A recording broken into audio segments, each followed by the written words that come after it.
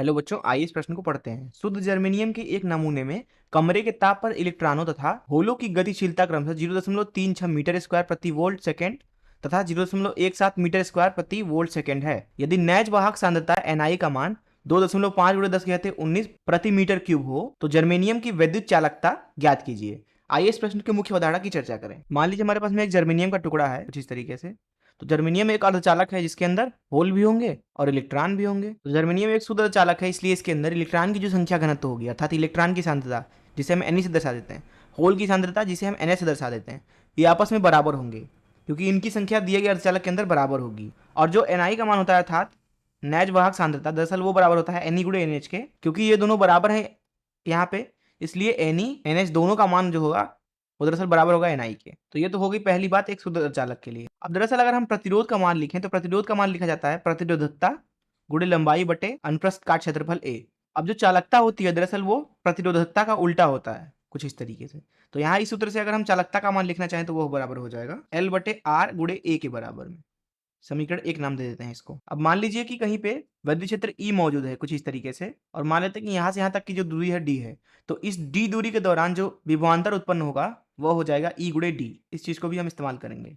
कुछ चीजें और समझते हैं। अब क्योंकि अर्धचालक के अंदर दो आवेश वाहक है इलेक्ट्रॉन और होल, इसलिए यहाँ पे जो धारा होगी वो दरअसल इलेक्ट्रॉन के द्वारा धारा प्लस होल के द्वारा धारा के बराबर होगी। अर्थात कुल धारा का मान लिखे तो वो होगा IE जो कि है इलेक्ट्रॉन के द्वारा धारा प्लस IH जो कि है होल के द्वारा धारा। तो यहाँ पे अगर हम I का मान लिखना चाहें तो वो हो जाएगा IE + IH। अब हम अगर IE का मान लिखना चाहें तो यह होता है इलेक्ट्रॉनों का वेग जिसे VDE से दर्शा देते हैं गुणे इलेक्ट्रॉन पे आवेश जिसको हम E बोल देते हैं। यहाँ पे E का जो मान होगा वो होगा 1.6 × 10⁻−19 कूलाम के बराबर। Ne जो कि है इलेक्ट्रॉन की सांद्रता गुणे A अर्थात अनुप्रस्थ काट क्षेत्रफल। साथ ही साथ हम IH को इसी तरीके से लिख सकते हैं VDH अर्थात होलों की जो वेग है वो गुणे E गुणे होल की सांद्रता गुणे अनुप्रस्थ काट क्षेत्रफल A। अब यहाँ पे अगर हम दिए गए अर्धचालक की कुल चालकता लिखना चाहें तो वह हो जाएगा इलेक्ट्रॉन के द्वारा चालकता जिसे Ke से दर्शा देते हैं प्लस होल के द्वारा चालकता जिसको KH से दर्शा देते हैं। कुछ चीजें और समझते हैं। अगर कोई एक आवेश वाहक है मान लीजिए Q, जिसके ऊपर हम मान लीजिए E वैद्युत क्षेत्र लगाए हुए हैं, ऐसी स्थिति में मान लीजिए इसकी जो गति है वो V है। तो इस Q आवेश का जो गतिशीलता दिया जाता है वो म्यू से दिया जाता है और इसे लिखा जाता है उसकी गति V बटा कितना वैद्युत क्षेत्र लगाया है। इसको आप महसूस भी कर सकते हैं कि कोई भी एक कण है वो कम से कम वैद्युत क्षेत्र के लिए कितना ज्यादा से ज्यादा गति कर रहा है, वही उसकी गतिशीलता है।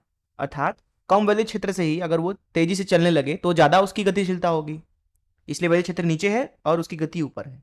तो इसी हिसाब से अगर हम इलेक्ट्रॉन की गतिशीलता लिखना चाहें तो इलेक्ट्रॉन की गतिशीलता को हम μe से दर्शा देते हैं जो कि बराबर होगा इलेक्ट्रॉनों की गति जो कि है VDE बटा कितना वैद्युत क्षेत्र लगाया है E।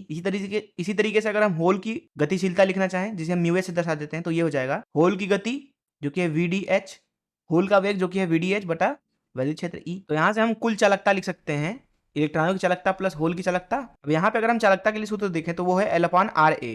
अगर हम कुल धारा का मान लिखना चाहें तो वह है IE + IH। यहाँ से अगर हम ध्यान से देखें तो इस समीकरण 2 और समीकरण 3 से IE और IH का मान यहाँ पे रख दें तो हो जाएगा VDE NEA + VDH NHA। तो यहाँ से कुल धारा का मान लिख सकते हैं हम VDE Ne + VDH NH गुणे EA के बराबर। अब इस I को, अब क्योंकि धारा जो होती है वो विभवांतर बटे प्रतिरोध होती है तो इसको लिखा जा सकता है V/R। अब यहाँ पे विभवांतर को लिखा जा सकता है वैद्युत क्षेत्र गुणे लंबाई अर्थात E × L भागे R। तो ये हो जाएगा, इसमें गुणा कर देंगे E × A का। अब हम यहाँ पे क्या करते हैं वैद्युत क्षेत्र को नीचे ले जाते हैं और इधर से अनुप्रस्थ काट क्षेत्रफल को नीचे ले आते हैं। तो ये हो जाएगा L/R × A और इधर हो जाएगा VDE Ne बटा वैद्युत क्षेत्र प्लस VDH NH बटा वैद्युत क्षेत्र E और इसमें गुणा कर देंगे इलेक्ट्रॉन के ऊपर आवेश E का। अब जो ये कुल चालकता है दरअसल मैंने इसका सूत्र पहले ही आपको बताया जो कि है L/RA। तो ये दरअसल L/RA के बराबर है। इसको समीकरण 4 नाम दे देते हैं। तो यहाँ पे कुल चालकता जो है वो L/RA के स्थान पर रख देते हैं तो हमें कुल चालकता का मान मिलेगा K बराबर VDE बटा E Ne प्लस VDH बटा E NH और इसमें गुणा करेंगे E का। तो दरअसल आप देख सकते हैं कि VDE बटा E दरअसल μe है और VDH बटा E μh है, जैसा कि यहाँ पे मैंने बताया। ये रहा सूत्र और ये रहा, तो इसको लिख सकते हैं K बराबर μe Ne plus μh NH गुणे E। तो ये हो गया दिए गए अर्धचालक के लिए कुल चालकता का सूत्र। तो इस मुख्य अवधारणा का इस्तेमाल करके आइए इस प्रश्न को हल करें। तो यहाँ पे जो चालकता हो जाएगा दिए गए अर्धचालक टुकड़े की हो जाएगी μe अर्थात इलेक्ट्रॉनों की गतिशीलता जो कि दिया हुआ है 0.36 गुणे इलेक्ट्रॉनों की आवेश सांद्रता जो कि है 2.5 × 10⁻19। प्लस म्यू एच जो कि है 0.17 गुड़े एन एच और एन ई का मान बराबर है 2.5 गुड़े 10 कहते हैं 19, और इसमें गुड़ा कर देंगे ई का मान, जैसा कि मैंने आपको पहले बताया 1.6 गुड़े 10 कहते हैं -19 कूलम है। तो जब ई का मान यहाँ पे आप रख देते हैं और इसका गणना करते हैं तो आपको के का मान मिलता है 2.12 के बराबर। ये होगी आपकी चालकता।